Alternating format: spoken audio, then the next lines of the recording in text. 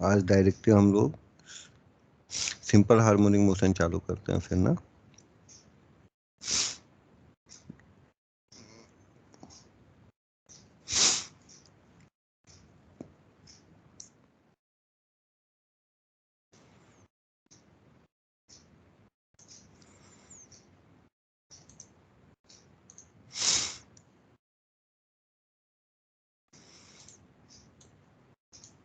ठीक है, सबको ये दिख रहा है अच्छे से? Yes sir. तो यहाँ पे लिखा हुआ है, देखो तुम्हारी बुक में, consider a particle oscillating back and forth motion, plus ए वो आगे जाएगा एंड माइनस ए पीछे आएगा। ठीक है, इस तरह का अगर कोई मोशन है एंड उसकी इक्वेशन अगर ऐसे लिखी हुई है, x equals to A cos omega T plus five, तो हम उसको SHM कंसिडर करते हैं। Thus, the simple harmonic motion is not any periodic motion, but one in which displacement is sinusoidal function of time. तो अगर displacement जो है वो साइन का फंक्शन है तो हम उसको बोलेंगे periodic motion, simple harmonic motion. समझ में आ रहा है सबको? अगर कभी भी डिस्प्लेसमेंट जो है वो साइन का फंक्शन हो, जैसे कि अगर मैं ऐसा लिखता हूँ ए साइन ओमेगा टी, या ऐसा लिखता हूँ ए कॉस ओमेगा टी, तो इस तरह के जो भी फंक्शन है वो सारे फंक्शन किस में कंसिडर किए जाएंगे? Simple harmonic motion. तो ऐसा क्यों होता है वो अभी हमको जानने की जरूरत नहीं है। अकॉर्डिंग टू मतलब बुक, हमें ये जानने की जरूरत नहीं है कि इस टाइप के फंक्शन में ही क्यों सिंपल हार्मोनिक मोशन होता है। वो सर तुमको जब क्लास में लेंगे, एक्सप्लेन करेंगे तो बहुत अच्छे से समझा देंगे, कि क्योंकि वो फिर बड़ा लेंदी हो जाएगा, फिर लेवल 2 समझना पड़ेगा। हमारे एनसीईआरटी लेवल में डायरेक्ट बताया गया है कि कोई भी साइनोसोडियल फंक्शन जो होता है वो सिंपल हार्मोनिक मोशन होता है। ओके, ठीक है, समझ में यस आ सर। आ रहा है? तो इसलिए हमें यस। इतना सोचना नहीं है। मतलब सबसे बड़ी बात है कि हर बच्चा ये सोचता है कि क्यों होता है। वो तुम पढ़ोगे, तुमको सर समझा देंगे, पर लास्टली जो होगा वो तुमको रिजल्ट, जो रिजल्ट है वो रिजल्ट ये है कि अगर कोई भी फंक्शन साइन का है या कॉस का है तो उस पीरियोडिक फंक्शन को हम SHM कहते हैं। ये भी पीरियोडिक फंक्शन है, बट इस पीरियोडिक फंक्शन को हमने नाम दिया है सिंपल हार्मोनिक मोशन। ओके, सबको यस समझ में सर। आ रहा है? इजी है? तो अगर मैं तुम लोगों से किसी से भी पूछूं कि सिंपल हार्मोनिक मोशन किसको कहते हैं, तो तुम लोगों का आंसर क्या होगा? When displacement is in the function of sinusoidal, then it will be SHM. When displacement is sinusoidal function of time, it will be SHM. Okay, ठीक है, तुम्हें और कुछ नहीं लिखना है। अगर पेपर में आ गया कि which type of motion is simple harmonic motion, तो तुम्हें यही लाइन लिखनी है कि when displacement is a sinusoidal function of time, then it is simple harmonic motion. सबको समझ में आ रहा है? यस कोई सर। ऐसा? यस। ये तुम्हारे पेज नंबर 344 पे दिया। मैं लाइन में मतलब बुक के अकॉर्डिंग ही चल रहा हूँ कि बहुत ज़्यादा चीज़ें बतानी ना पड़े, क्योंकि अगर इसको अच्छे से एक्सप्लेन करेंगे तो फिर बहुत सारी चीज़ें बतानी पड़ेंगी। सर ने बोला कि आप सर बुक के हिसाब से अकॉर्डिंगली, बुक के अकॉर्डिंग जितनी इन्फॉर्मेशन देनी चाहिए उतनी दे दो। ठीक है, तो सबको समझ में आ गया ना? कोई ऐसा कोई डाउट नहीं है ना कि क्यों होता है? वो सब मन में मत सोचो, बस इतना याद कर लो कि जो भी साइनोसोडियल फंक्शन है वो तुम्हारा SHM होता है। ठीक है, अगर अब तुम लोगों को ऐसा अगर लिख देते हैं xt इज इक्वल टू ए, यहाँ पे क्या लिखा है?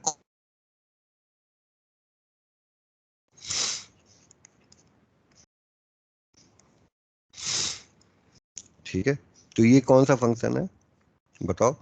ये साइन SHM का है। कौन सी फंक्शन है? SHM की। तो हम SHM में पहला डिस्प्लेसमेंट का फंक्शन टाइम के साथ पढ़ लिए। ये किसके बीच में रिलेशनशिप है? Between displacement and time. अगर मेरे को वेलोसिटी के बीच में रिलेशन चाहिए, अगर हमको डिस्प्लेसमेंट पता है, तो क्या हम वेलोसिटी के बीच में रिलेशन निकाल सकते हैं? Yes sir. कैसे यस। भाई? Differentiate differentiate. करते हैं। तो किसी को याद है डिफरेंशिएशन क्या होता है? अगर इसको डिफरेंशिएट करेंगे तो ऐसा आएगा, इसी को हम ऐसा लिख सकते हैं, yes sir. Velocity in bracket में जो मैं जो टी लिख रहा हूँ ना, वो उसका मीनिंग है फंक्शन ऑफ टाइम। ओके ना, x is function of time. इस पूरे को हम जो प्रोनाउंस करते हैं वो ऐसा प्रोनाउंस करते हैं कि x is function of time, x is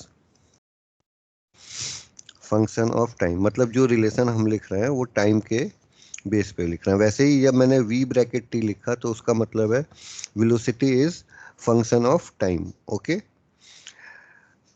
समझ में आ रहा है सबको? बताओ, डिफरेंट कॉस को डिफरेंशिएट करेंगे तो क्या आएगा? Minus sign. Sign. Minus minus sign. Sign. तो माइनस साइन। ठीक है, फिर और क्या आना चाहिए? देखो अंदर क्या है, ओमेगा टी प्लस फाइव है, तो ओमेगा टी को डिफरेंशिएट करेंगे तो एक ओमेगा आ जाएगा एंड एक ए आ जाएगा। तो इस तरह से ये जो फंक्शन है वो हो जाएगा तुम्हारा velocity time function. Okay, yes sir. तो सबको सिंपल है, कोई प्रॉब्लम है इसमें? तो ये जो रिलेशन आया फाइनल, इसके बाद एक बार फिर से मैं लिख देता हूँ तो याद करने के लिए। वी, ये बार बार टी लिखने की जरूरत नहीं है अब। तो v is equal to minus A omega sine omega T plus five. तो this is the relationship between, ये किसके बीच में रिलेशन है बताओ?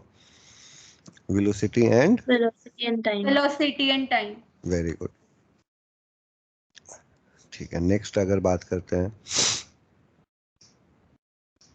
X T. अब मान लो मेरे को एक्सीलरेशन चाहिए, तो एक्सीलरेशन कैसे आएगा? डिफरेंशिएट करके। Further differentiation. डिफरेंशिएट करके। तो अगर हम इसको फर्दर डिफरेंशिएट करेंगे तो हमको d v by d t मिलेगा, that will be equals to a, and यहाँ पे तुम्हारा इसको डिफरेंशिएट करेंगे तो माइनस ए omega square cos omega T plus five हो जाएगा।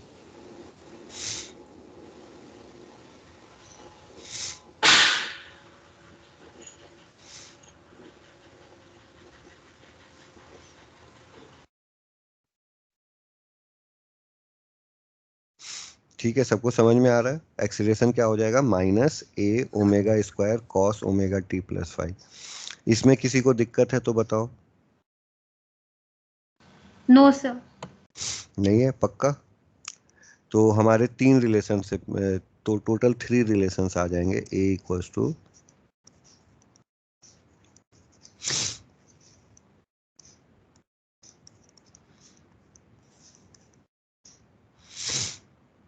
ये हो जाएगा किसके बीच में रिलेशन? एक्सीलरेशन और टाइम के बीच में रिलेशन हो जाएगा। सही है, कोई doubt? No sir.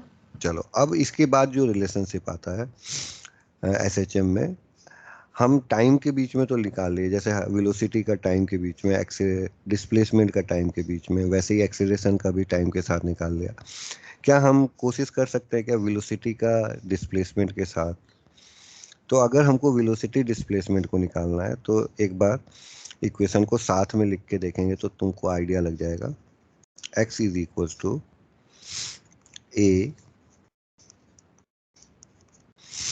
Cos omega T plus five था एंड v क्या था? माइनस ए ओमेगा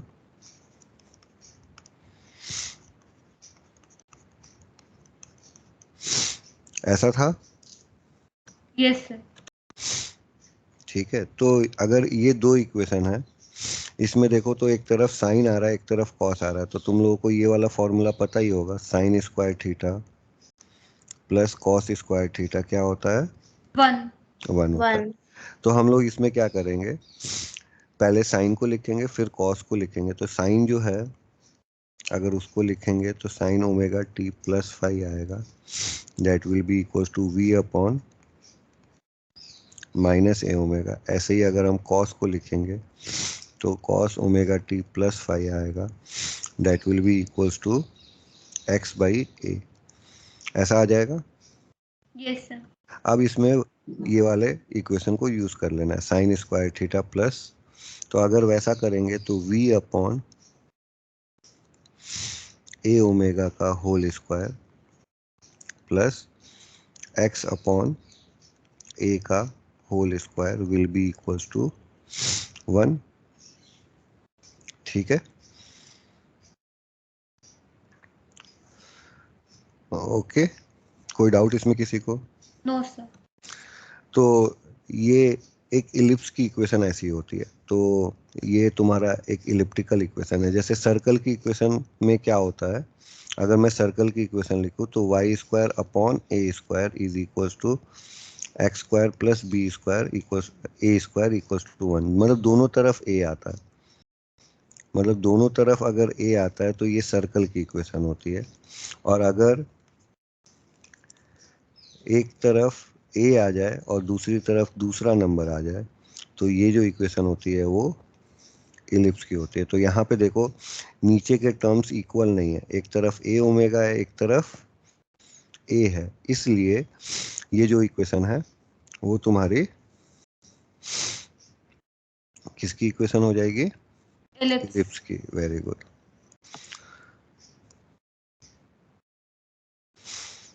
तो v और x में कैसा रिलेशनशिप है? इलिप्टिकल रिलेशनशिप है, ओके, जिसमें कि इलिप्स की इक्वेशन आती है। वैसे ही अगर हम नेक्स्ट करना चाहें किसके बीच में रिलेशन, वेलोसिटी और एक्सीलरेशन के बीच में रिलेशन, तो वेलोसिटी को एक बार मैं लिख देता हूं और एक बार एक्सीलरेशन को लिख देता हूं। तो वेलोसिटी कितना था, याद आ रहा है किसी को? माइनस ए omega sine omega T plus 5। यहाँ पे एक्सीलरेशन की इक्वेशन माइनस ए omega square cos omega T plus 5। इसमें भी वही काम करेंगे जो काम हमने ऊपर किया था, तो बड़े इजीली हो जाएगा। तो यहाँ पे अगर हम वही काम करेंगे तो v बाई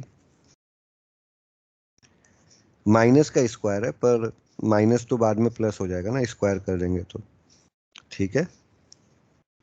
और a बाई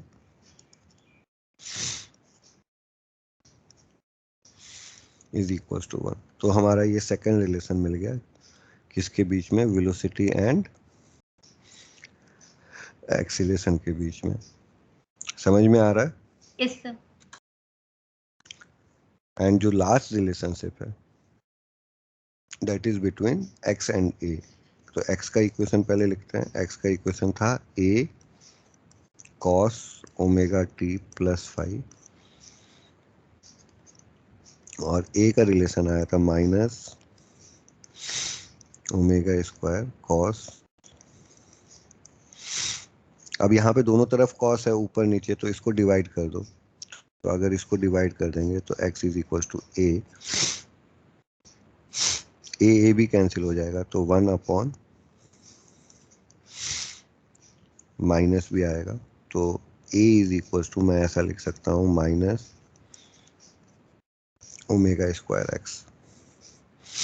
कोई डाउट है तो पूछ लो। No sir sir. हमको टोटल, हाँ बोलो बेटा। सर थर्ड वाला स्टेप में आपने क्या किया ये?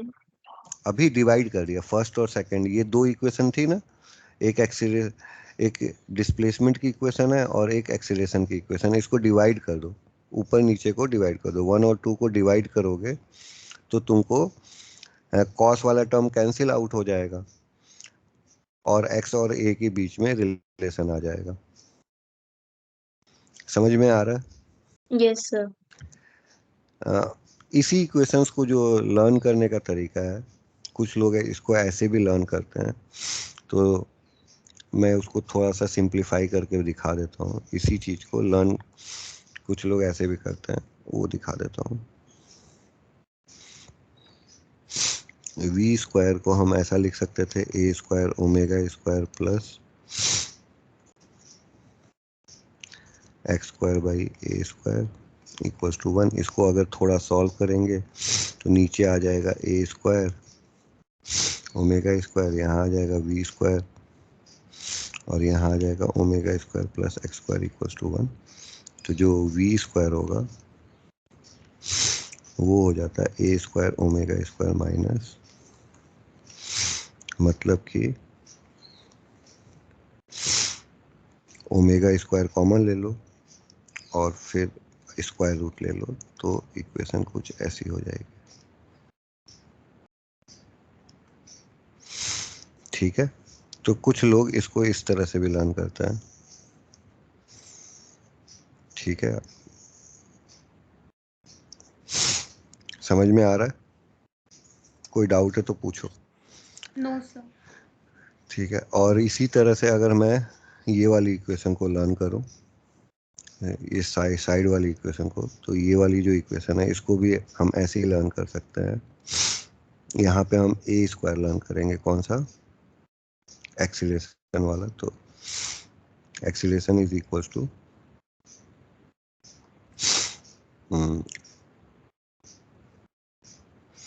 एक्सीलरेशन इज इक्वल टू क्या आ जाएगा, चलो थोड़ा सॉल्व करके फिर देख लेते हैं एक स्टेप में। तो यहाँ पे v square a square omega square plus a square omega power 4 is equal to 1। यहाँ पे आ जाएगा omega square v square a square upon A square omega power 4। तो ये आ जाएगा तुम्हारा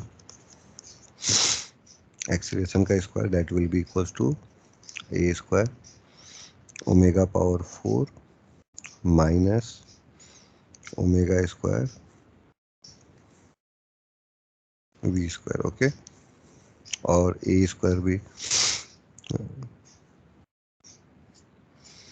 तो इसमें से ओमेगा कॉमन हो जाएगा और अंडर रूट में बचेगा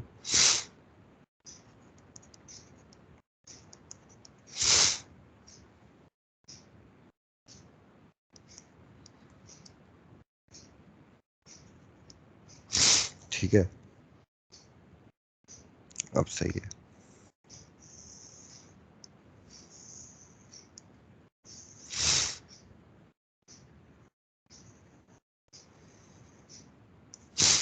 समझ में आ रहा है? हेलो? Yes sir. तो ये तरीका है, मतलब कुछ फॉर्मूले हैं जिसको लर्न करते हैं हम लोग, एंड उससे हम लोग एक्सीलरेशन वेलोसिटी ये सब चीज़ें निकाल सकते हैं। तो टोटल हमारे पास कितने फॉर्मूले हो गए? हेलो, टोटल फॉर्मूले कितने हो गए? 3। 3 हुए? 3। 6 हुए ना? हाँ 6। ठीक है, पहला फॉर्मूला था x इज इक्वल टू, बोलो, a cos omega t plus 5। Okay, दूसरा फॉर्मूला था, बताओ क्या? b is minus equal A to minus a omega minus A sin omega, सही बोल रहे हो बिल्कुल, sign omega T. And omega T plus 5। ठीक है, फिर एक्सीलरेशन का तीसरा formula minus a A omega omega square cos cos omega T plus 5। A omega square cos omega T plus 5। Very good, ठीक है। फिर जो सिक्स्थ वाला है उसको पहले लिख देता हूँ। तो acceleration is equal to minus omega square x. Okay, सही है। Yes sir. फिर जो फिफ्थ इक्वेशन है वो हम लोग वेलोसिटी और डिस्प्लेसमेंट का लिख लेते हैं। तो देखो, अब ये लर्न कैसे करना है वो तुमको समझना है। v equals to omega, okay, under root. v की मैक्सिमम वैल्यू क्या हो सकती है? मतलब x की मैक्सिमम वैल्यू क्या हो सकती है? a, तो यहाँ पे तुमको लिखना है a का square minus x square. Okay, और अगर वैसे ही मैं अगर देखूँ एक्सीलरेशन की बात करूँ तो उसमें वेलोसिटी की मैक्सिमम वैल्यू कितनी हो सकती है? a ओमेगा हो सकती है तो a square omega square minus v square. Okay, मैं फिर से बता दे रहा हूँ मैं क्या बोलना चाह रहा हूँ। देखो ये इतना तो याद कर सकते हो ना कि यहाँ पे डिस्प्लेसमेंट आएगा। हम रिलेशनशिप किसके बीच में लिख रहे हैं, वेलोसिटी और डिस्प्लेसमेंट के बीच में, मतलब कि राइट हैंड साइड में डिस्प्लेसमेंट आना चाहिए। डिस्प्लेसमेंट का मैक्सिमम वैल्यू ए हो सकता है, क्या हो सकता है, तो मैक्सिमम वैल्यू के साथ सब्ट्रैक्ट कर दो। वैसे ही जब हम रिलेशन एक्सीलरेशन और वेलोसिटी में लिखेंगे तो यहाँ पे तो वेलोसिटी आएगा, और वेलोसिटी की मैक्सिमम वैल्यू कितनी हो सकती है, ए ओमेगा, तो उसके स्क्वायर से उसको माइनस कर दो। समझ में आ रहा है सबको, मतलब लर्न Yes. करने का, ये लर्न Yes. करने का तरीका और कुछ नहीं, कि मतलब तुम्हें लर्न कैसे करोगे ये 6 इक्वेशन, मैं उसकी बात कर रहा हूँ। पर जब तक लर्न नहीं हो रहा है you have to keep your page in front of it. Okay ना, मतलब जब तक तुम्हें फॉर्मूले लर्न नहीं है इन सारे फॉर्मूलों को अपने सामने रख के क्वेश्चन करोगे, ठीक है? Yes, समझ sir. में आ रहा है? देखो मैक्सिमम केस में क्या होगा, तुम ओमेगा कैलकुलेट कर लोगे। मैं तुमको तरीका बता दे रहा हूँ, टाइम पीरियड पता होगा या ओमेगा पता होगा। अब मान लो डिस्प्लेसमेंट पता है और मैं वेलोसिटी पूछूं, तुमको कुछ नहीं करना है, डिस्प्लेसमेंट वेलोसिटी वाले को यूज कर लेना है, क्योंकि ओमेगा तो पता ही था। और अगर मान लो मैं तुमसे एक्सीलरेशन पूछ रहा हूँ और वेलोसिटी दे रखा है, तो फिर इसको यूज करो। तो बहुत इजी क्वेश्चन होते हैं अगर तुम ये 6 इक्वेशन लर्न कर रखे हो। अगर 6 इक्वेशन लर्न नहीं किए हो तो 3 to 4 स्टेप इंक्रीज हो जाएगा। समझ में आ रहा है? बस स्टेप इंक्रीज होंगे, क्वेश्चन तब भी सॉल्व होगा, मैं गारंटी दे रहा हूँ। क्वेश्चन तो बहुत इजी होते हैं, क्वेश्चन इस चैप्टर के सबसे इजी चैप्टर है। इसके क्वेश्चन सबसे जल्दी हो जाते हैं सॉल्व। एक बार तुमको तरीका समझ में आ गया तो फिर क्वेश्चन सॉल्व करना बहुत बहुत ज़्यादा इजी है, सही है ना? Yes, sir. तो तुम्हें वो चीज़ समझ में आनी चाहिए कि हम कोई भी क्वेश्चन को सॉल्व कर सकते हैं, बिल्कुल इजी होते हैं, कहीं पे भी तुमको ऐसा नहीं लगेगा कि प्रॉब्लम आएगा। ओके, ठीक है।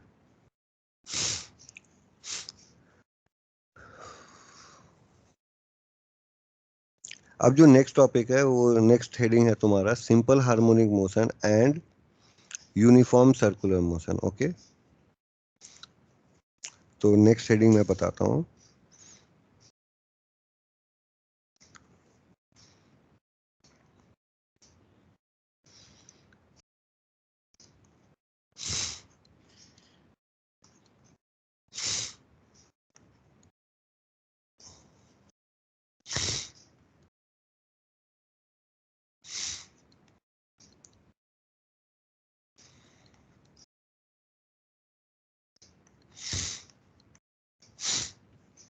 सिंपल हार्मोनिक मोशन को इन्होंने क्या किया, सर्कुलर मोशन के साथ को रिलेट करना चाहा, मतलब एक रेप्लिका बनाना चाहा। मतलब कि एक्चुअल में तो वो वेव है, ऑसिलेशन मतलब क्या हुआ, एक एक क्या कहते हैं, कोई चीज़ ऑसिलेट कर रही है, वो उसका मोशन है। पर उस मोशन को अंडरस्टैंड करने के लिए या सीखने के लिए सबसे सिंपल तरीका था यूनिफॉर्म सर्कुलर मोशन, ठीक है?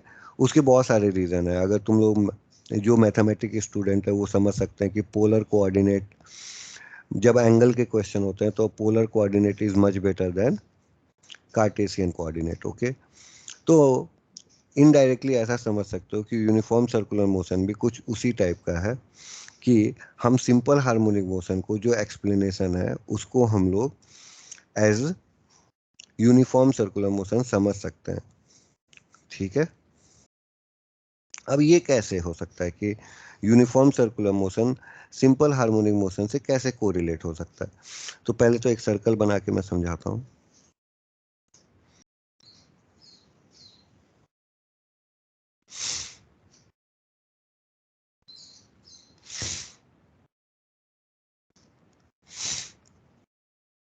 सपोज कोई पार्टिकल पी है, वो यहाँ से चालू किया मोशन एंड ऊपर की तरफ गया, एंड इसकी एंगुलर स्पीड, पार्टिकल पी की एंगुलर स्पीड गिवन है, पार्टिकल पी की एंगुलर स्पीड एज्यूम की गई बताओ एंगुलर स्पीड हम लोग किस में लिखते हैं, ओमेगा में लिखते हैं ना।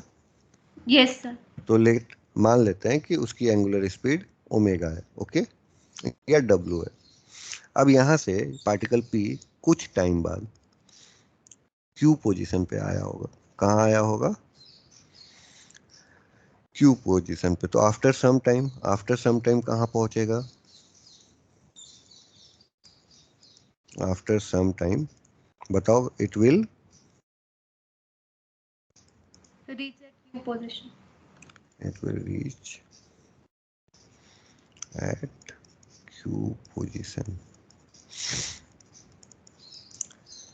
अभी तक किसी को डाउट इसमें? तो अगर वो टी टाइम बाद क्यू पोजीशन पे पहुंचेगा तो कितना एंगल रोटेट करेगा। तो तुम लोग को ये वाला फॉर्मूला पता होगा, omega is equal to theta by t. कितना होता है, थीटा बाई टी। तो अगर मैं बोलूँ कितना एंगल घूमा, तो थीटा मतलब मैं क्या पूछना चाहता हूँ, how much angle it rotated, मतलब कि मैं थीटा के बारे में पूछना चाहता हूँ। थीटा क्या हो जाएगा, ओमेगा टी। Omega T. मतलब कि वो जो एंगल बनाएगा वो यहाँ पे कितना बना देगा, ओमेगा टी, ओके। ठीक है, मान लो ये रेडियस जो है वो ए है, कितना है, रेडियस की वैल्यू कैपिटल ए है। सही है, कोई डाउट इसमें किसी को? No sir. ओके, अब मैंने बोला प्रोजेक्शन का मतलब किसी को पता है, प्रोजेक्ट करने का मतलब क्या होता है? परपेंडिकुलर।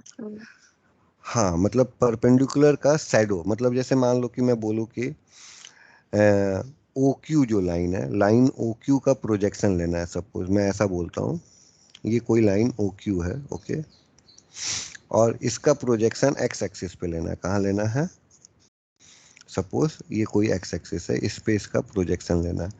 तो जो इसका प्रोजेक्शन होगा वो सी और डी। तो ये सी और डी जो है, this is the projection of O Q. तो सी और डी क्या है, C D is projection of O Q, okay. तो प्रोजेक्शन का मतलब ये होता है, अगर मान लो मेरे को वाई एक्सिस पे लेना होता तो ये वाई एक्सिस होता, होता कि नहीं, ठीक है। तो वाई एक्सिस पे प्रोजेक्शन लेना होता तो क्यू को ये डॉटेड लाइन बना दो और ये डॉटेड लाइन बना दो। तो ये ए है, ये बी है, तो मैं ऐसा बोल देता, A B is projection of O Q. तो पहला वाला जो प्रोजेक्शन था ऑन एक्स एक्सिस था, जो दूसरा प्रोजेक्शन है वो कहाँ पे है, ऑन वाई एक्सिस। तो प्रोजेक्शन का मतलब समझ में आया किसी को? यस कोई सर। ऐसा कि जिसको नहीं समझ में आ रहा है? दोनों पॉइंट से, जो दो पॉइंट होते हैं लाइन के, वो दोनों पॉइंट से तुम्हें क्या करना है, एक लाइन खींचनी है एक्स एक्सिस पे परपेंडिकुलर। जब एक्स एक्सिस पे करना है तो एक्स एक्सिस पे परपेंडिकुलर लाइन खींचोगे, और जब वाई एक्सिस पे करना है तो वाई एक्सिस पे परपेंडिकुलर लाइन खींचोगे। तो जो उनके बीच की डिस्टेंस होगी, परपेंडिकुलर लाइन के बीच की डिस्टेंस, वो होता है लेंथ ऑफ प्रोजेक्शन, ओके। सही है, यहाँ तक तो इजी है। तो उस प्रोजेक्शन को हमने यहाँ पे क्या किया, ओ क्यू का प्रोजेक्शन हमने चेक किया on x axis, O Q projection on x axis. अगर हम ऑन एक्स एक्सिस चेक करें तो ये एक्स एक्सिस होगा, डॉटेड लाइन में बना देता हूँ कि तुम लोग कंफ्यूज ना हो, ये एक्स एक्सिस होगा, ठीक है, होगा ना। Yes sir. इस पे प्रोजेक्शन देखना है, इस पे प्रोजेक्शन देखना है, मतलब ये वाला जो लेंथ है, ये जो लेंथ है ये x मान लेते हैं, प्रोजेक्शन की लेंथ x मान लेते हैं। तो ये जो x है वो क्या है, x is length of projection of O Q on x axis, ठीक है। तो बताओ ये x की लेंथ कितनी आएगी, अगर हम देखें तो मैं ऐसा बोल सकता हूँ ये लेंथ a होगा, तो ये जो है x की लेंथ वो हो जाएगी a cos ओमेगा टी, होगा? Yes, sir. तो ये फॉर्मूला जो आया, जो प्रोजेक्शन का फॉर्मूला आया, ये फॉर्मूला बहुत ज़्यादा मैच करता था किससे? SHM के इक्वेशन से। किससे मैच कर रहा है? SHM के इक्वेशन से। सही है? सबको दिख रहा है ये फॉर्मूला SHM की इक्वेशन से मैच कर रहा है? Yes, sir.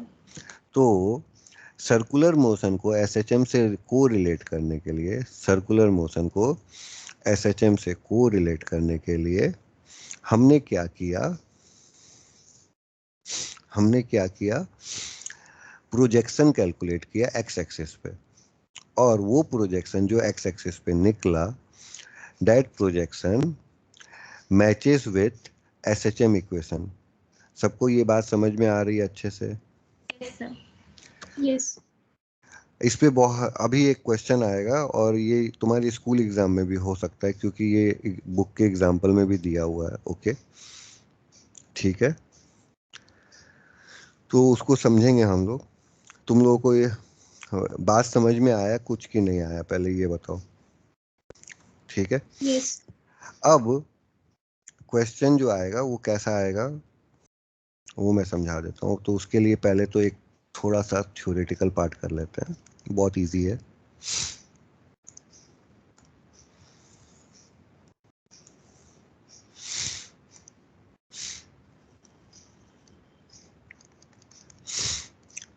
अभी हम लोग जो भी क्वेश्चन करेंगे उसमें स्टार्ट हम मान लेते हैं फिलहाल के लिए पी से कर रहे हैं। कहाँ से कर रहे हैं? पी से, ठीक है। अब क्वेश्चन में जो फॉर्मूला है वो कुछ इस तरह से है, a cos omega T plus five. किस तरह का फॉर्मूला है? तो हमने क्या किया, ये जो प्लस फाइव है क्या है यहाँ पे? प्लस फाइव, मतलब कि हम कैसे रोटेट कर रहे थे? ऐसे तो रोटेट कर रहे थे। प्लस फाइव है कि वो स्टार्ट कहाँ से किया? प्लस फाइव क्या बताता है? Starting point of particle, starting point of particle, ठीक है। तो स्टार्टिंग पॉइंट जो होगा वो फाइव एंगल होना चाहिए। क्या होना चाहिए?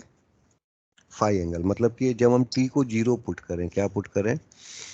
t इक्वल्स टू जीरो, तो उस टाइम पे हमारा x क्या आ जाना चाहिए? हमारा x जो है उस टाइम पे a cos फाइव आना चाहिए। समझ में आ रहा है? Yes, sir. तो Yes, हम sir. क्या मानेंगे कि वो जो पार्टिकल है वो कहाँ से स्टार्ट कर रहा है? इस पॉइंट से स्टार्ट कर रहा है। तो ये पॉइंट P से स्टार्ट कर रहा है। तो हम कोशिश करेंगे क्वेश्चन को सॉल्व करने का, वो ऐसा रहेगा कि ये जो है, ये जो पॉइंट हुआ वो हमारा मीन पोजीशन कह सकते हो। क्या कह सकते हो? Mean position.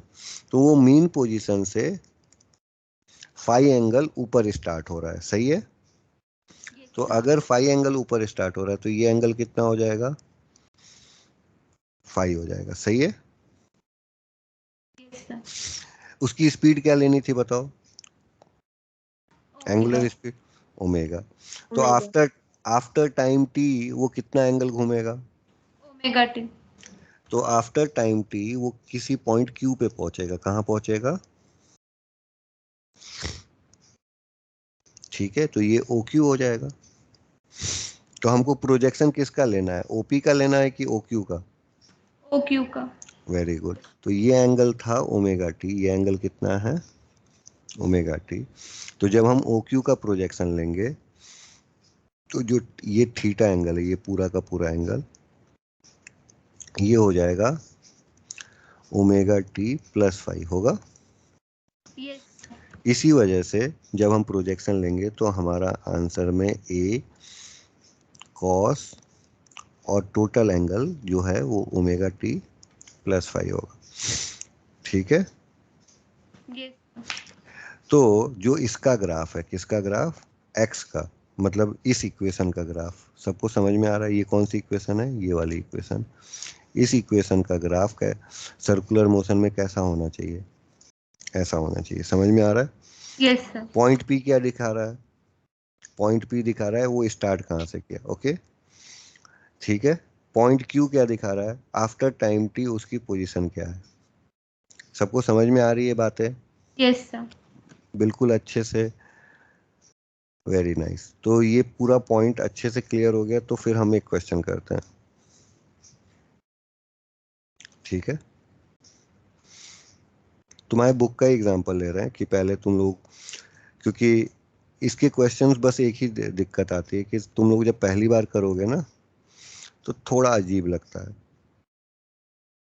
क्योंकि वो फर्स्ट अटेम्प्ट है, मतलब आज तक कभी ऐसा किया नहीं है, इस वजह से वो थोड़ा सा क्या करते हैं, अलग लगता है। अदरवाइज क्वेश्चन बहुत इजी होता है। ठीक है, मैं तुमको दिखा रहा हूँ क्वेश्चन। ओके, तो सबको दिख रहा है क्वेश्चन अच्छे से? Yes sir. अब इस टाइप का क्वेश्चन करना है। क्वेश्चन पढ़ लो पहले सब लोग ध्यान से, क्या लिखा है, और फिर कैसे करना है वो बताते हैं। दो क्वेश्चन है, एक ये ए है और एक ये मान लो बी है। दो क्वेश्चन है हमारे पास, ए एंड बी। दो फिगर है, दो क्वेश्चन है अलग इसी में।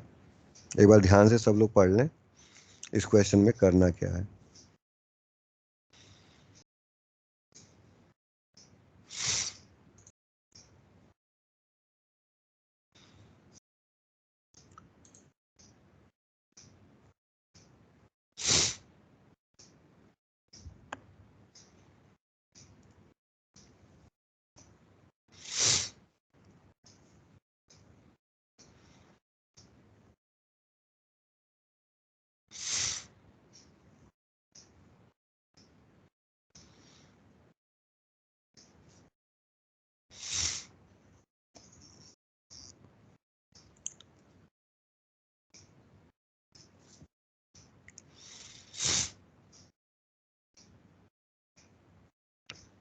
ठीक है, क्वेश्चन समझ में आया?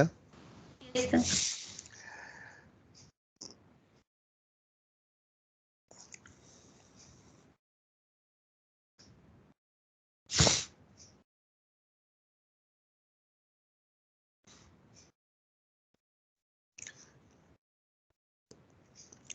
हमारा स्पीड कितना था? ओमेगा है। ओके, और यस। टाइम कितना है? टाइम पीरियड यहाँ पे दिया है, एक सर्कल का टाइम कितना दिया हुआ है?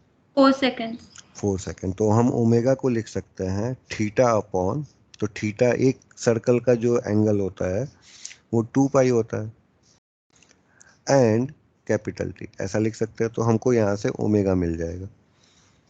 समझ में आ रहा है? यस ठीक सर। है। अब एक इक्वेशन की बात कर लेते हैं। ये कहाँ से स्टार्ट हुआ था? तो 45 डिग्री एंगल से स्टार्ट हुआ है। कितने एंगल से स्टार्ट हुआ है? 45 डिग्री। 45 डिग्री एंगल से स्टार्ट हुआ है, एंड थोड़े टाइम बाद वो टी एंगल, मतलब ओमेगा टी एंगल हो जाएगा। एक second.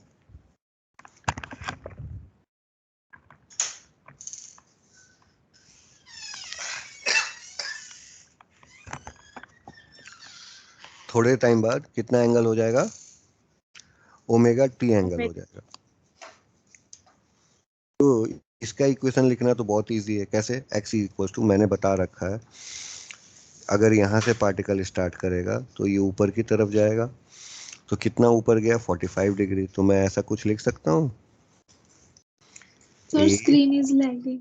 Yes sir. Screen lag कर रहा है, 2 सेकेंड।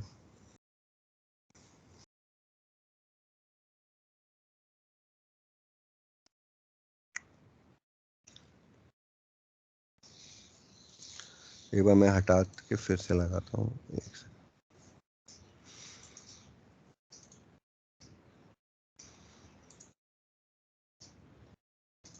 आवाज सही आ रही है? Yes sir. Yes. ठीक है, एक सेकंड।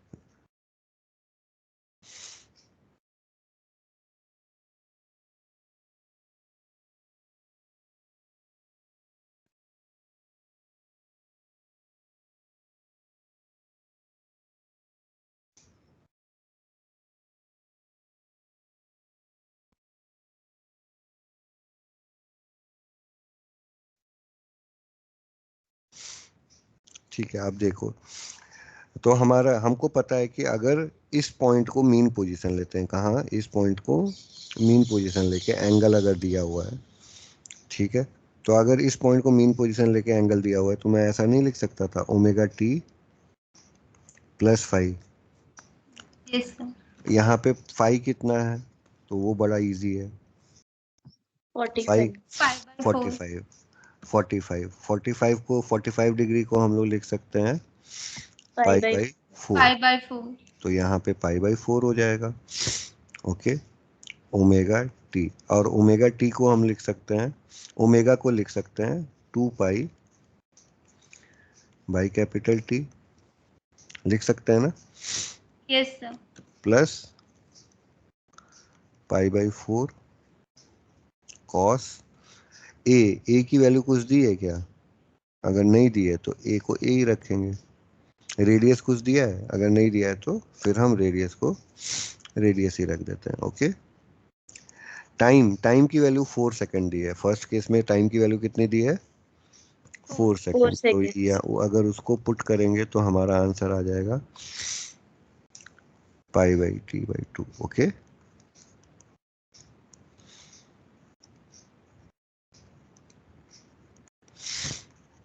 तो ये आंसर हो जाएगा, सही है, यस सर। सबको समझ में यस आ गया। Yes sir.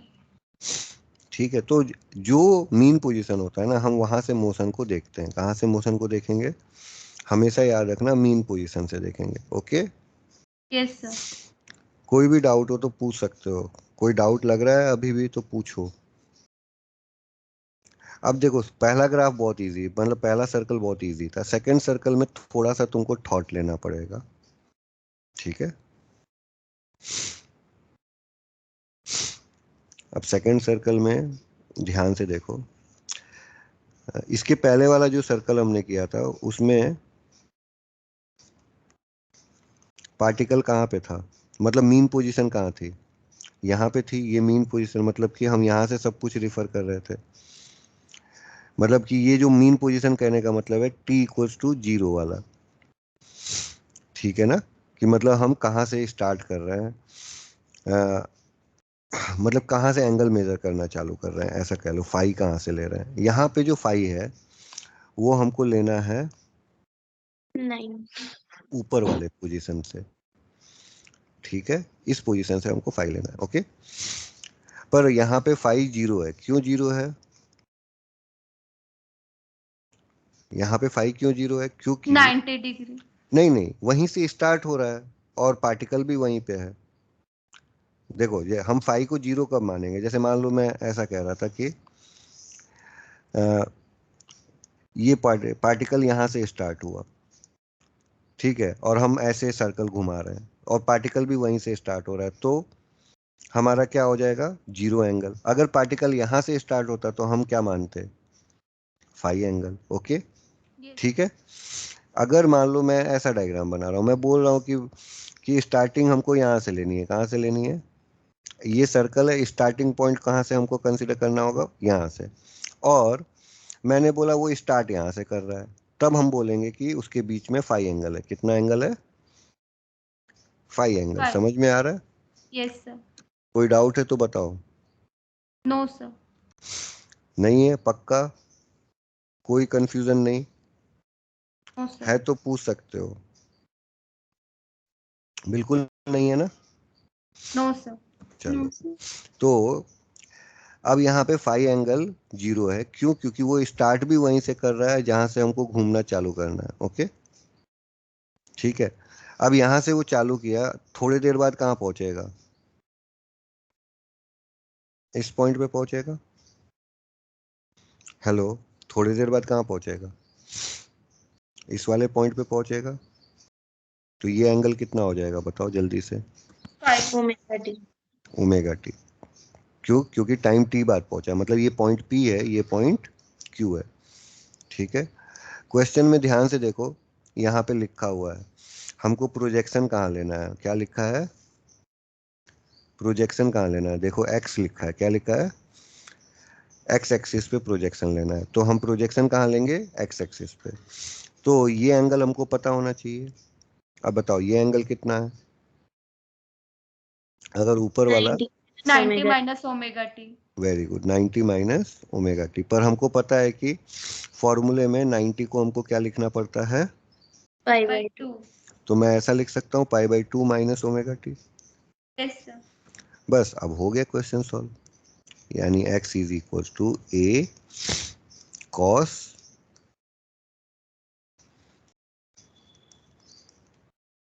ठीक है, समझ में आ रहा है? अब तुम लोगों को पता होगा कॉस माइनस थीटा, क्या कॉस थीटा होता है? Yes sir. तो मैं ऐसा भी लिख सकता हूँ a cos omega T minus pi by 2। Yes sir. ये कैसे लिखा वो बता देता हूँ, साइड में लिख देता हूँ cos minus theta is equal to cos theta. ठीक है, तो इसलिए मैंने ये लिख दिया। अब बस वैल्यू पुट करनी है, तो a की जगह a कॉस ओमेगा की जगह 2 पाई बाई टी आएगा। क्या आएगा? Minus pi by 2। तो हमारा आंसर हो जाएगा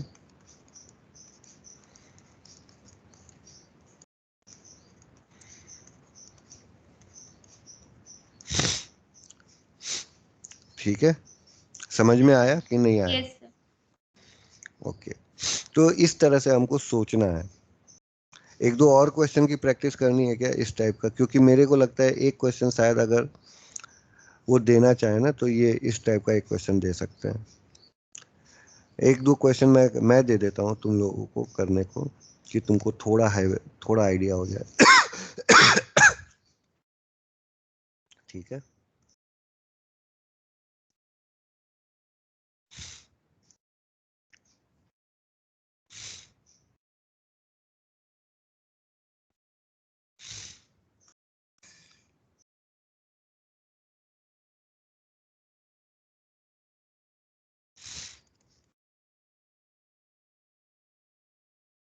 ठीक है।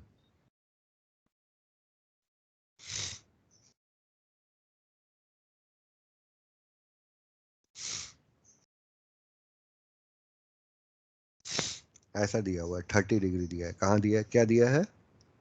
30 डिग्री। ठीक है, और ये वाले पॉइंट पे लिखा हुआ है p equals t equals to 0। क्या लिखा है? ठीक है, समझ में आ रहा है? Yes sir. और जो मोशन है वो क्लॉकवाइज है। कैसा है? क्लॉकवाइज। ठीक है,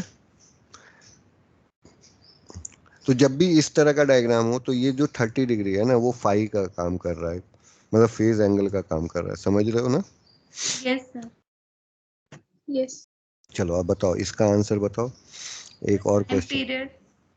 वो टाइम पीरियड छोड़ दो, मतलब ओमेगा के टर्म में बता दो बस। बाद में तो ओमेगा के जगह पे 2 पाई बाई टी। बस मेरे को ये देखना है तुम लोग सही लिख रहे हो कि नहीं। ओके ना? ठीक है, ये यहाँ पे स्पीड में ओमेगा दे देता हूँ। ओके, तुम ओमेगा के टर्म में आंसर बता दो। ओके, डब्लू के टर्म में आंसर बता दो।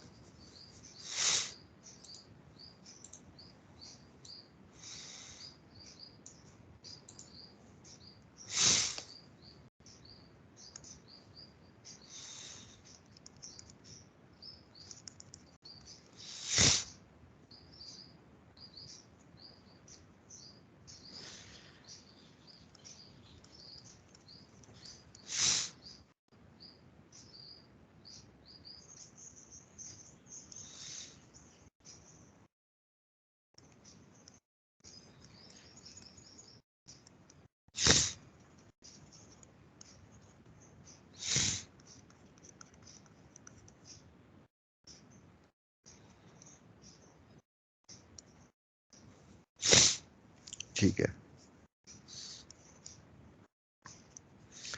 चलो फर्स्ट केस में हम थोड़ी देर बाद एक पॉइंट क्यू बनाएंगे। क्या बनाएंगे? सही है कि नहीं है? Yes sir. और वो एंगल कितना होगा? Omega T. ठीक है, प्रोजेक्शन एक्स एक्सिस पे लेना है, कहाँ लेना है, एक्स एक्सिस पे। तो ये वाला एंगल पता होना चाहिए, तभी तो प्रोजेक्शन लोगे। Yes sir. तो वो एंगल कितना हो जाएगा, तो वो एंगल हो जाएगा, ये जो थीटा एंगल है वो बताओ, थीटा एंगल कितना हो जाएगा, 90 minus 30 plus omega T. Very good, 90 minus 30। तो ये आंसर कितना आ जाएगा, तो देखो 60 माइनस ओमेगा टी। ओके, क्या सबको डाउट है? अब बताओ 60 डिग्री को पाई के टर्म में क्या लिख सकते हो, बाई 3। वेरी गुड, तो यहाँ पे हो जाएगा पाई बाई, तो हमारा आंसर यहाँ पे आएगा x is equals to a cos pi by 3 minus omega t. जब t में माइनस लगा रहे तो हम उसको वापस से, क्योंकि हमको पता है कि cos theta, cos minus theta cos theta के इक्वल होता है, तो हम उसको इंटरचेंज करके ऐसा लिख सकते हैं। ओके, ये आंसर हो गया। उसके बाद टाइम पीरियड दिया रहता तो time 2 pi by D put कर देते। क्यों, सही है ना? यस। कोई डाउट इसमें किसी को? No sir. चलो, अब अगर ये डाउट नहीं तो इसका आंसर बता दो, ये फाइनल है 120 डिग्री पे।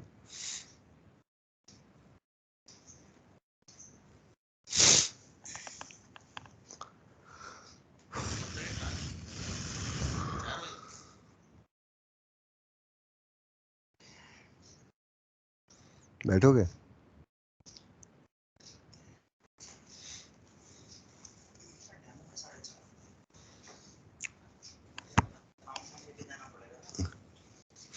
क्यों?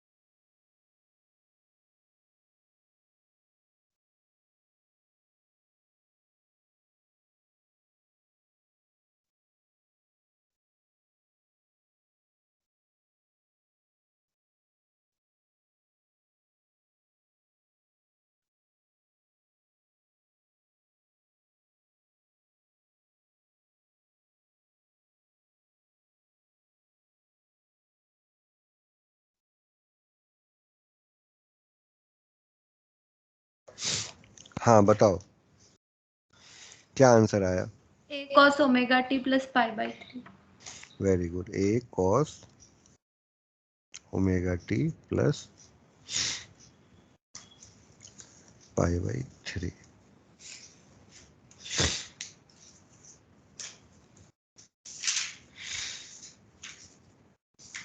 पाई बाई 3 मतलब कितना हो गया, 120 डिग्री। हाँ, सही है। सबका ये आंसर आ गया कि नहीं आया? सर हाँ बोलो।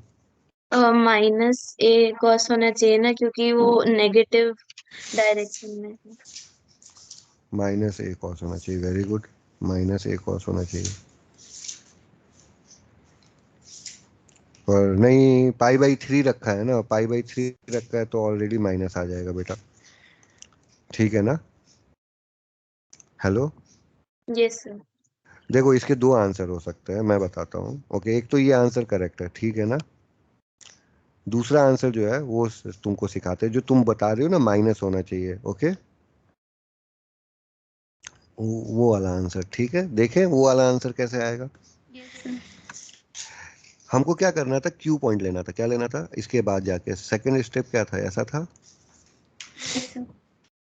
तो ये एंगल कितना हो जाएगा, टी। Very good. ये एंगल कितना होगा? 30 डिग्री। 30 डिग्री मतलब चलो 30 डिग्री रखते हैं पहले तो, चलेगा कोई बात नहीं। तो ये एंगल कितना होगा? 90 minus 30 plus 5 by omega T. नहीं मतलब हाँ वैसा लिख देते हैं। तो बताओ थीटा कितना हो गया? 90 माइनस 30 प्लस ओमेगा टी। चलो -30 माइनस ओमेगा टी ना, प्लस क्यों आएगा? हाँ मतलब ब्रैकेट नहीं लगाएंगे तो माइनस आ जाएगा, सही है ना?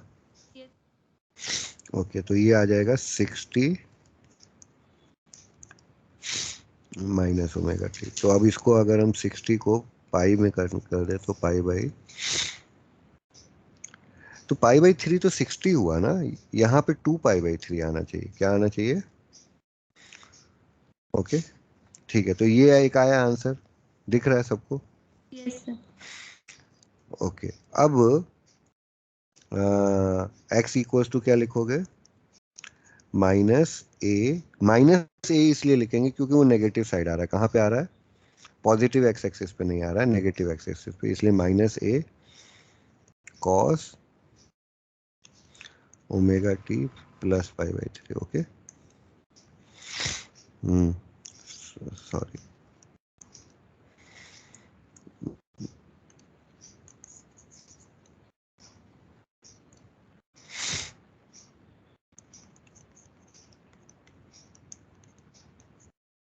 ठीक है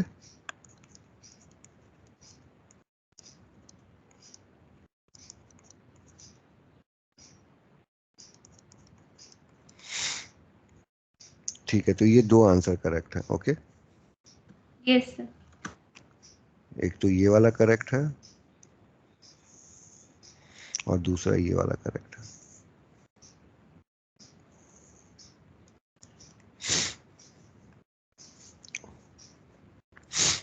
समझ में आया? Yes sir. तो ये दो आंसर हो सकते हैं, ये भी और वो भी, वो दोनों आंसर सेम ही आंसर है। ओके ठीक है। Yes sir. तो इस तरह करके तुम लोग आंसर दे सकते हो।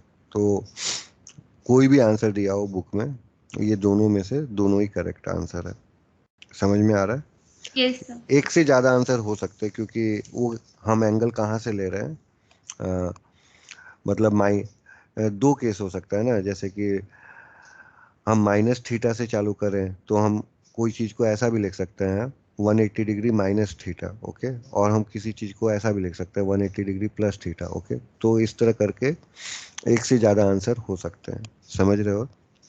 तो ये चीज़ सीख सीख लिए सब लोग, प्रोजेक्शन बनाना। कोई डाउट इसमें किसी को?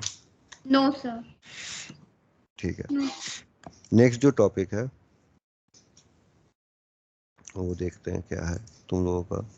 ये तो एक प्रोजेक्शन वाला हो गया। वेलोसिटी एक्सीलरेशन तो हमने पढ़ ही लिया, सीधे सीधे पढ़ा दिया मैंने। ओके ना, डिफ्रेंशिएट करके, तो वो एक साथ ही हो गया था। नेक्स्ट है force law for simple harmonic motion. Okay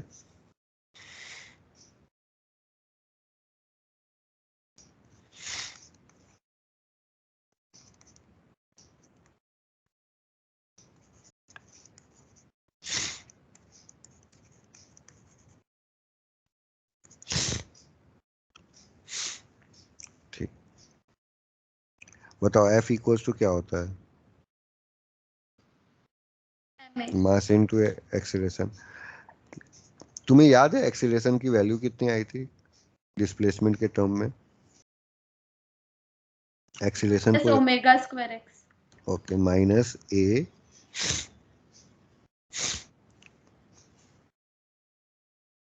नहीं माइनस ओमेगा स्क्वायर एक्स आई थी। ए कहाँ आया था? सही है, very good. Minus omega square x. तो यहाँ पे मैं ऐसा लिख सकता हूँ। कोई बात? हेलो, किसी को डाउट इसमें? No sir. और अगर मैं स्प्रिंग की बात करूं या कोई एसएचएम की बात करूं तो उसको हम लोग लिखते हैं -kx। क्या लिखते हैं? फोर्स को। ठीक है तो यहाँ पे अगर हम इसको कंपेयर करें, ठीक है, तो यहाँ पे ये एम कट कर दिया, ये तुम्हारा माइनस माइनस कट गया, एक्स कट गया, तो ओमेगा की वैल्यू के बाई एम आ जाती है। ओके, ठीक है। Yes sir. तो कोई भी पार्टिकल अगर SHM कर रहा है, फॉर SHM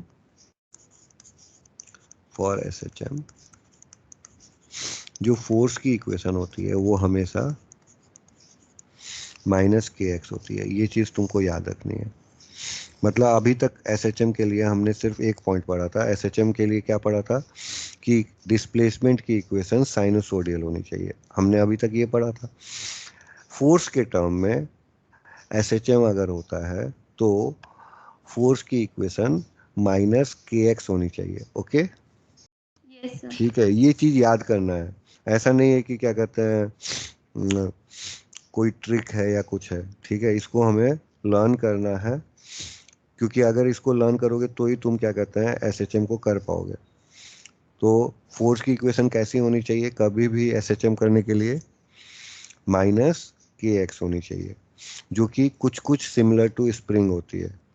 तो फोर्स की इक्वेशन हमेशा याद रखना है -kx होती है फॉर SHM। ये चीज़ तुम्हें लर्न कर लेनी है। इसी को सर स्टार्टिंग से समझाएंगे जब तुमको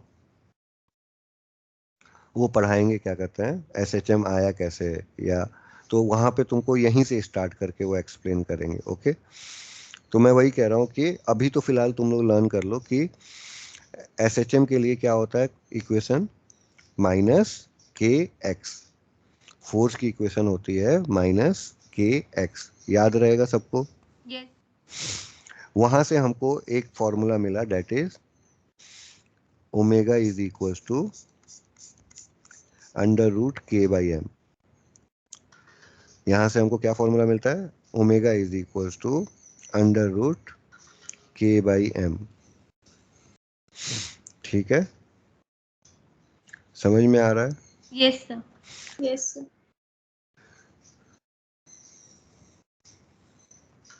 तो इसको हम लोग ये भी बोलते हैं लीनियर हार्मोनिक इक्वेशन। क्या बोलते हैं?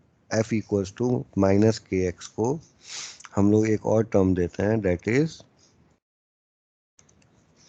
Linear harmonic equation. क्या बोलते हैं? ओके, और अगर एंगल के टर्म में देखा जाए तो हम बोल सकते हैं tau is equals to -k theta, और ये क्या हो जाएगा, एंगुलर हार्मोनिक इक्वेशन। क्या हो जाएगा? Angular harmonic equation. सही है। Yes sir. तो मतलब लीनियर एंड एंगुलर को थोड़ा अलग अलग करके बताया गया है, और ये दोनों ही SHM की इक्वेशन है। मतलब F इक्वल्स टू -kx जब हमको लीनियर सॉल्व करना है, और जब हमको क्या कहते हैं एंगुलर सॉल्व करना है, तो F equals to tau equals to -k theta. ठीक है, ये याद रहेगा कि भूल जाओगे? सर याद रहेगा। याद रहेगा ना। चलो नेक्स्ट जो है वो पहले एनर्जी की इक्वेशन पढ़ लेते हैं, कि आज का थोड़ा टॉपिक खत्म हो जाएगा, फिर नेक्स्ट क्लास में हम लोग कुछ न्यूमेरिकल कर लेंगे। ओके, ठीक है। जो भी बुक में न्यूमेरिकल दिए हुए हैं सारे न्यूमेरिकल नेक्स्ट क्लास में कर लेंगे। Energy equation, okay.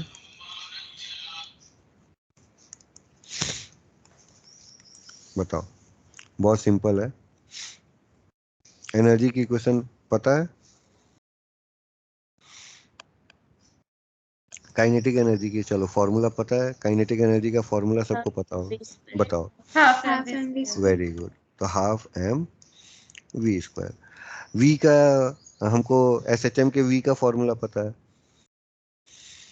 बताओ, वी का क्या था?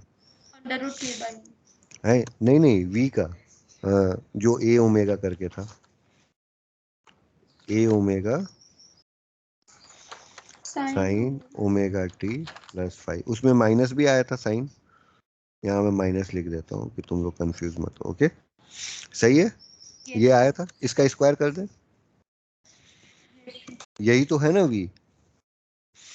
तो देखो half m a square omega square sine square omega t plus 5। Okay, ये किसकी इक्वेशन हो गई? काइनेटिक एनर्जी की। कोई ऐसा है जिसको नहीं समझ में आया? no sir. आ गया ना? बताओ पोटेंशियल एनर्जी की इक्वेशन स्प्रिंग के केस का बता दो। Half ky half square. Half के एक्स स्क्वायर, सबको याद है। देखो एक बात बताओ, स्प्रिंग का जो फॉर्मूला था फोर्स का, वो क्या था? Minus kx. और एसएचएम के फोर्स का फॉर्मूला क्या है? Minus kx. दोनों के फोर्स का फॉर्मूला सेम, तो पोटेंशियल एनर्जी का फॉर्मूला Same. होगा ना? तो इसलिए मैं पोटेंशियल एनर्जी क्या लिख सकता हूँ? हाफ के एक्स स्क्वायर। एक्स मतलब a cos omega T plus omega T plus 5। कोई डाउट है तो मेरे को बताना।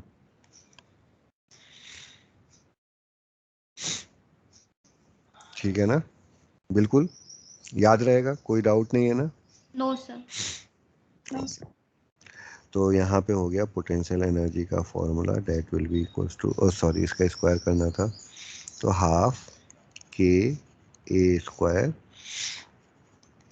Cos square omega T plus 5। Okay, ठीक है। अगर मैं देखूं तो ये वाला फॉर्मूला और ये वाले फॉर्मूले को, मतलब ध्यान से देखो, मैं 1 और 2 की बात कर रहा हूँ। किसकी? 1 और 2। 1 और 2 में क्या डिफरेंस है?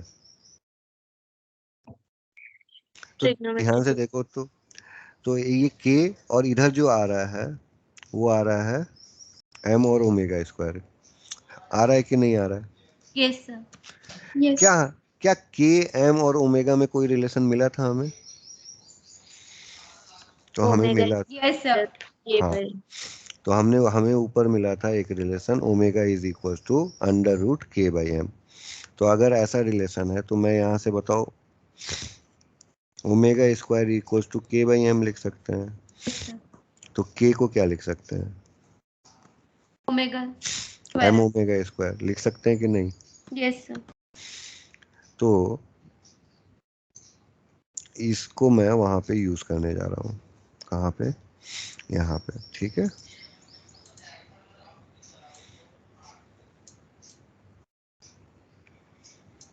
ठीक है, सही है। तो Yes अगर sir. इसको यूज करें तो मैं काइनेटिक एनर्जी को क्या लिख सकता हूँ?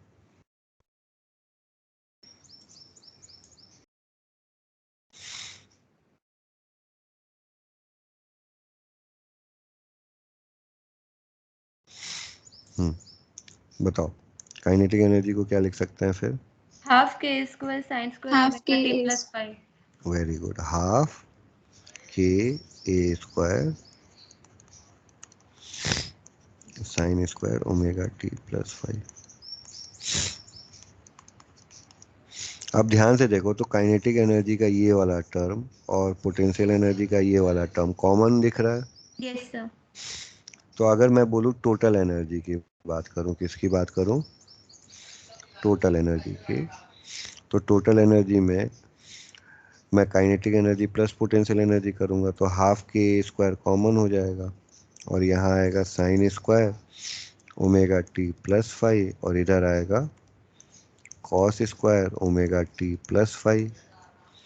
ये तो 1 होता है, तो यानी मैं ऐसा लिख सकता हूँ टोटल एनर्जी हमेशा क्या होगी? K square. के स्क्वायर। समझ में आ रहा है सबको? Yes sir. तो ये फॉर्मूला हो जाता है टोटल एनर्जी का और इसके ग्राफ बनाए जाते हैं। ठीक है, ओके। यस तो इसका ग्राफ कैसा होगा वो मैं बता दूं।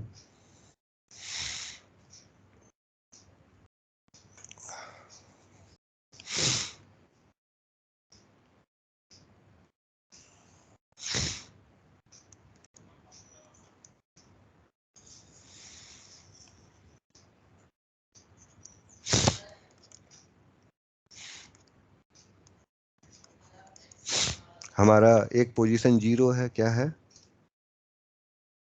ठीक है, सही है ना? बताओ। Yes sir. काइनेटिक एनर्जी जब टाइम 0 होगा, ओके, जब टाइम 0 होगा क्या होगा? 0, और फाई को भी 0 मान लेते हैं, क्या? फाई को भी 0 मान लेते हैं। तो जब जब टाइम 0 हो और फाई 0 हो सपोज, तो उस टाइम पे काइनेटिक एनर्जी क्या होगी? 0। 0, सही है? Yes sir. यस। ठीक है। और जब हमारा क्या कहते हैं, कॉस कॉस 0 होगा तो पोटेंशियल एनर्जी क्या होगी? 1 होगी। Yes sir. यस। ठीक है। अब एसएचएम करते समय जब स्प्रिंग ब्लॉक जब मूव करता है तो वेलोसिटी 0 कहाँ होती है?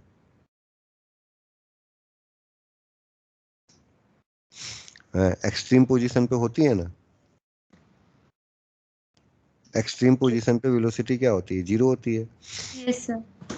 तो अगर मेरे को ये देखना है तो मैं ऐसा बोल सकता हूँ कि काइनेटिक एनर्जी का अगर ग्राफ बनाऊं तो कुछ इस तरह से बन जाता है। ओके, ये किसका ग्राफ हुआ? काइनेटिक एनर्जी का। क्यों?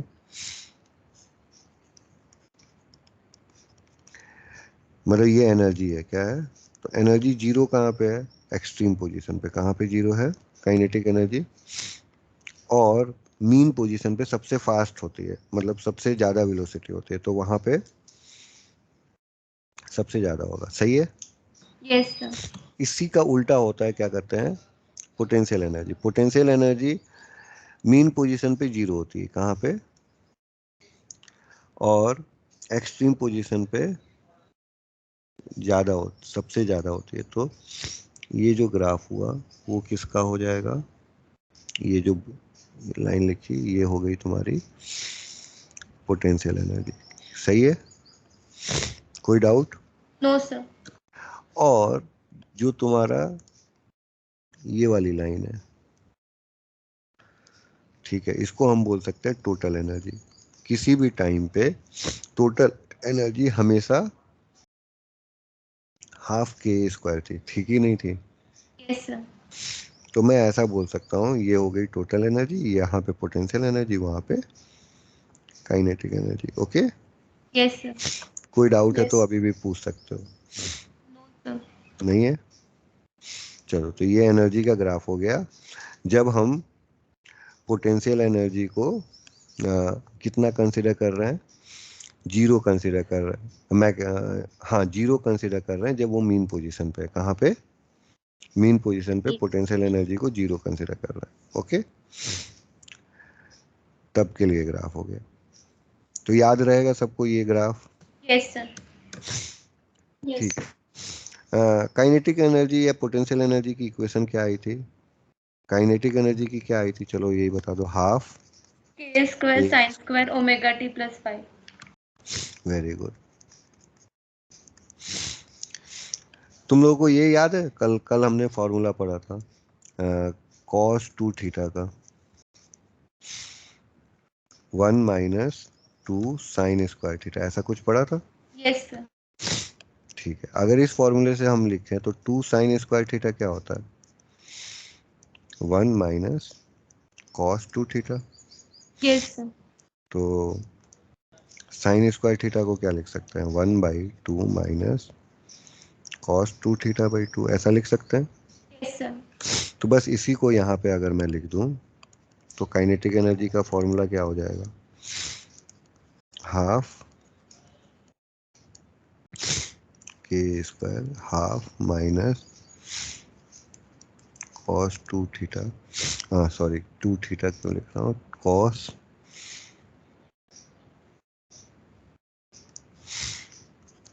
2 omega T plus 2 phi by 2, ऐसा लिख सकते हैं। इसको और अंदर मल्टीप्लाई कर दो तो half 1/4 k a square minus 1/4 k a square cos 2 omega T plus 2 phi.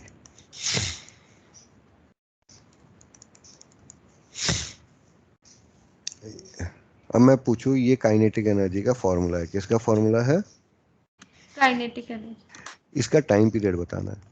क्या बताना है?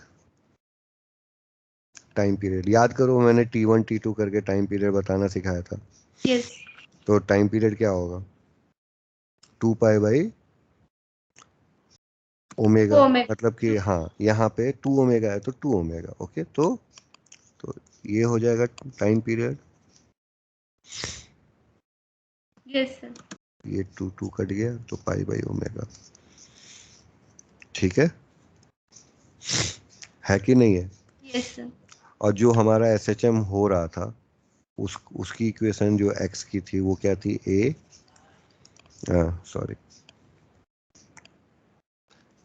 cos ओमेगा t प्लस 5, ये था। Yes sir. इसका टाइम पीरियड क्या था? तो इसका था 2 पाई बाई ओमेगा, है ना? Yes sir.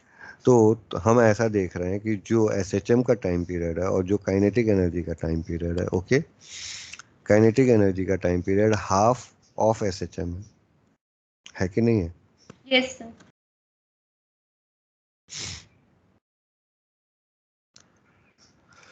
ठीक है, तो ये चीज़ तुमको याद रखनी है कि टाइम पीरियड जो काइनेटिक एनर्जी का होता है वो हाफ हो जाता है। सही है?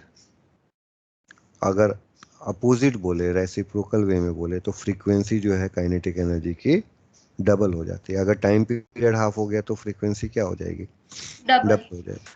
तो ये सब छोटे छोटी चीज़ें पूछ लेता है। तो ये जो आंसर आया कि टाइम पीरियड काइनेटिक एनर्जी, ऐसे ही पोटेंशियल एनर्जी का भी निकाल सकते हैं, तो उसका भी टाइम पीरियड हाफ ही आता है। तो मैं ऐसा लिख सकता हूँ, time period of potential energy, time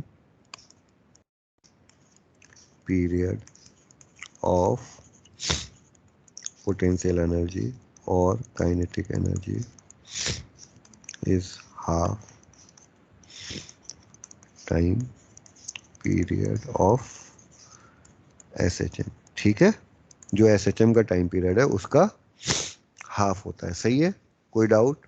no sir. तो ये तुम्हारा चैप्टर कंप्लीट हो गया। कंप्लीट इसलिए क्योंकि जो इसका लास्ट टॉपिक है,